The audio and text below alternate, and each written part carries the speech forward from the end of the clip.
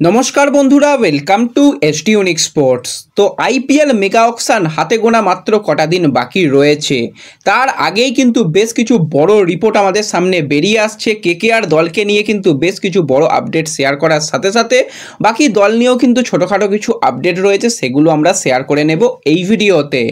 তার আগে একটাই রিকোয়েস্ট, চ্যানেলে যারা প্রথমবারের জন্য এসেছো মনে করে চ্যানেলটাকে সাবস্ক্রাইব করে নাও। সাবস্ক্রাইব করা একদমই ফ্রি, সকলে একটু সাবস্ক্রাইব করে নিও, তাহলে তোমাদের প্রিয় দলের খেলার সমস্ত আপডেট তোমরা এখানে পেয়ে যাবে। আর শুধুমাত্র এসডি ইউনিক স্পোর্টস নয়, এখন এসডি ফ্যামিলিকেও কিন্তু সমান তালে তোমরা সাপোর্ট করো, সেখানেও কিন্তু বেশ কিছু ভালো ভালো ভিডিও আসবে। তো অবশ্যই কিন্তু এসডি ফ্যামিলিটাকেও সাপোর্ট করে নিও।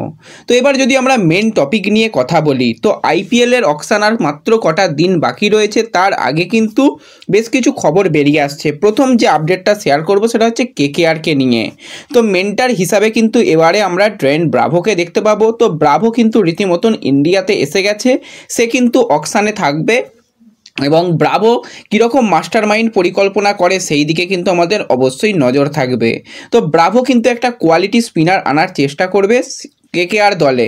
সিএসকেতে যে সফল যে বিদেশি ছিল সে কিন্তু বর্তমানে অ্যাভেলেবেল থাকছে অকশানের জন্য, সেই প্লেয়ারকেই কিন্তু টার্গেট করতে চলেছে বলে শোনা যাচ্ছে। সেটা আর অন্য কেউ নয়, থিকসানার যদি আমরা টি-20 কেরিয়ার দেখি, তো 178টা টি-20 ম্যাচে কিন্তু তার 189টা উইকেট নেওয়ার অভিজ্ঞতা রয়েছে। হালকা ব্যাটও কিন্তু করতে পারে, যদিও খুব একটা ব্যাটের প্রয়োজনীয়তা পড়ে না। মূলত কিন্তু একটা কোয়ালিটি স্পিনার এবং খুব ভালো বল করতে পারে। এমনিতেই সুনীল নারিন এবং বরুণ চক্রবর্তী রয়েছে, তার সাথে সাথে এরকম একজন কোয়ালিটি স্পিনারকে কিন্তু চাইছে, শোনা যাচ্ছে এরকম কিন্তু বেশ কিছু জায়গা থেকে রিপোর্ট বেরিয়ে আসছে। তো দেখা যাক, সিএসকের কাছেও কিন্তু আরটিএম কার্ড রয়েছে। আরটিএমটা খুব সম্ভবত কিন্তু তারা ডেভন কনওয়ের দিকেই হয়তো দিতে পারে। তো সেক্ষেত্রে এই প্লেয়ারকে কিন্তু নেওয়ার জন্য কিন্তু একটা সিএসকে এবং কেকেআরের লড়াই হবে। এর সাথে সাথে যেই প্লেয়ারকে নিয়ে অনেক দিন আগেই তোমাদের আপডেট দিয়েছিলাম, এখন কিন্তু তোমরা সমস্ত জায়গাতে সেই রিপোর্টই শুনতে পাচ্ছ, সেটা হচ্ছে আঙ্ক্রিস রঘুবংশীকে নিয়ে। তো আঙ্ক্রিস রঘুবংশীকে কিন্তু বাকি আইপিএলের দলগুলোরও কিন্তু খুবই পছন্দ হয়েছে, একদম ইয়াং ট্যালেন্ট এবং সামনে কিন্তু তার ভালো কেরিয়ার রয়েছে। যেরকমটা আগে তোমাদের আপডেট দিয়েছিলাম, মুম্বাই কিন্তু তাকে নেওয়ার ব্যাপারে ইন্টারেস্ট রয়েছে এবং মুম্বাই কিন্তু তাকে ট্রায়ালের মধ্যেও ডেকেছে। এবং এই মুহূর্তে যে আপডেট বেরিয়ে আসছে, শুধুমাত্র মুম্বাই নয়, তার সাথে সাথে আরসিবিও কিন্তু ট্রায়ালের মধ্যে আঙ্ক্রিস রঘুবংশীকে ডেকেছে এবং সাকিব হোসেনকে কিন্তু চেন্নাইয়ের ট্রায়ালেও দেখা গেছে এবং আরসিবি ট্রায়ালেও কিন্তু সাকিব হোসেনকেও দেখা গেছে। তো দেখা যাক এই প্লেয়ারদের অন্য কোনো দলগুলো নেয় কিনা, কারণ এরা একদম র ট্যালেন্ট, এদের কাছ থেকে কিন্তু একটা ভবিষ্যতে ভালো কিছু পাওয়া যাবে এখান থেকে যদি তৈরি করা যায়। তো এই দলগুলো কিন্তু ইন্টারেস্ট শো করছে।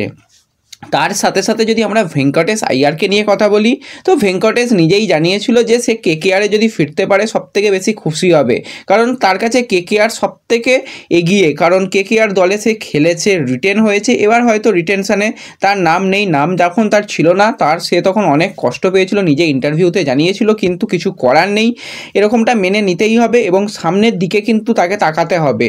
তো সেক্ষেত্রে শোনা যেরকম যাচ্ছে এবং বেশ কিছু রিপোর্ট যেরকম বেরিয়ে আসছে, এই ভেঙ্কটেশ আইয়ারের দিকে কিন্তু বেশ কিছু ক্লাব যেতে চলেছে। তার মধ্যে যে প্রথম যে দলটা বলবো সেটা হচ্ছে পাঞ্জাব কিংস। তারা কিন্তু চেষ্টা চালাবে এই প্লেয়ারকে তুলে নেওয়ার। তাছাড়া আরও একটা দল আরসিবি এবং মুম্বাই, এই দলগুলো কিন্তু অবশ্যই ভেঙ্কটেশের দিকে তাকিয়ে রয়েছে। এরপর যে প্লেয়ারকে নিয়ে আপডেট তোমাদের সঙ্গে শেয়ার করব সেটা হচ্ছে ঋষভ পান্ট। তো Rishabh Pant wicket keeper, batsman, ক্যাপ্টেনের দাম ভালো রকম বাড়বে আমরা বুঝতেই পারছি। রিসেন্ট একটা আপডেট কিন্তু ঋষভ পান্ট জানিয়েছে, সে কোনোভাবেই কিন্তু টাকার জন্য দল পরিবর্তন করেনি। তোমরা সকলেই মোটামুটি জানো যে দিল্লিতে দুটো ওনারশিপ থাকে, তো সেক্ষেত্রে তাকে ক্যাপ্টেন হিসাবে ভাববে না বলেই কিন্তু দল ছেড়েছে এবং তার কাছে যে ভালো রকম টার্গেট হবে অন্যান্য দলগুলো শোনা যাচ্ছে। তোমাদের যেরকমটা জানিয়েছিলাম, পাঞ্জাব কিংস তারা কিন্তু চেষ্টা চালাবে। এবার আবার রিপোর্ট অনেক জায়গা থেকে এরকমটাও বেরিয়ে আসছে, পাঞ্জাব কিন্তু শ্রেয়াসের জন্যও কিন্তু চেষ্টা চালাবে। তো সেক্ষেত্রে দিল্লিতে হয়তো ফেরার সম্ভাবনা খুবই কম আমরা দেখতে পাচ্ছি। অন্যান্য দলের দিকে যদি আমরা তাকাই, তো সেক্ষেত্রে কিন্তু যেরকমটা তোমাদের জানিয়েছিলাম, সুরেশ রায়নাও কিন্তু জানিয়েছিল যে তার চেন্নাইতে যাওয়ার সম্ভাবনা কিন্তু সুরেশ রায়না দেখছে এবং চেন্নাই তাকে ভবিষ্যতে ক্যাপ্টেনও ভাবতে পারে। এবং তোমরা সকলেই জানো যে ধোনির পরে কিন্তু পান্থকে সেই জায়গাটা দিতে পারে, তো সেটা কিন্তু হওয়ার সম্ভাবনা রয়েছে। এবং কলকাতা যদি মনে করে পান্থকে কিন্তু পারে।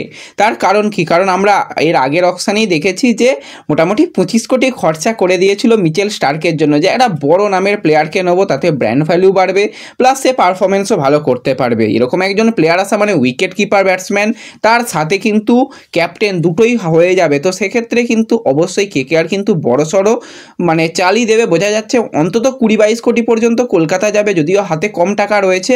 খুব একটা অসুবিধা নয়, কলকাতা দলের যে 6 জনকে রিটেন করেছে 6 জন একদম ফার্স্ট 11-এর প্লেয়ার, তার সাথে যদি ক্যাপ্টেনকে পাওয়া যায় 7 জন প্লেয়ার, বাদবাকি প্লেয়ার তুলে নিতে পারবে অকশান থেকে। খুব যে প্রচুর দামি দামি প্লেয়ারগুলো হবে সেরকম নয়, যদি ঠিকঠাকভাবে পরিকল্পনা করে যদি ভালো ভালো ট্যালেন্টকে তুলতে পারে, আগেরবারে যেরকম রমনদীপকে তুলেছিল সেরকম যদি প্লেয়ারদের তুলতে পারে, তো কেকেআরও একটা ভালো দল গঠন করতে পারে।